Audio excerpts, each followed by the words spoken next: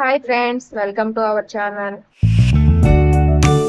మీకు తెలుసా ఫ్యాన్స్ ఎందుకు యాంటీ క్లాక్ వైజ్ లో తిరుగుతాయో, ఎందుకు క్లాక్ వైజ్ లో తిరగవు? దీని వెనకాల ఉన్న కారణాలు తెలుసుకుందాం. దీనికంటే ముందు ఫ్యాన్ ని ఎవరు కనిపెట్టారో తెలుసా?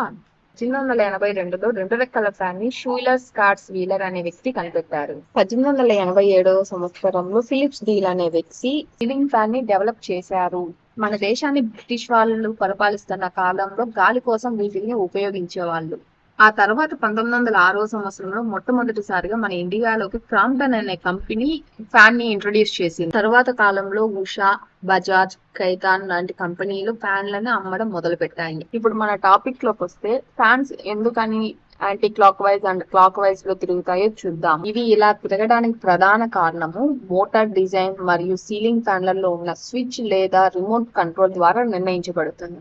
ఈ రెండు దిశలలో తిరగడానికి ప్రధాన కారణాలు air circulation, temperature control, energy efficiency. Fans anti clock wise లో తిరగడం వల్ల గాలి కిందికి వచ్చి మనం ఉన్న రూమ్ లో చుట్టుపక్కల మూలలకు వెళ్లి రూమ్ చల్లబడుతుంది.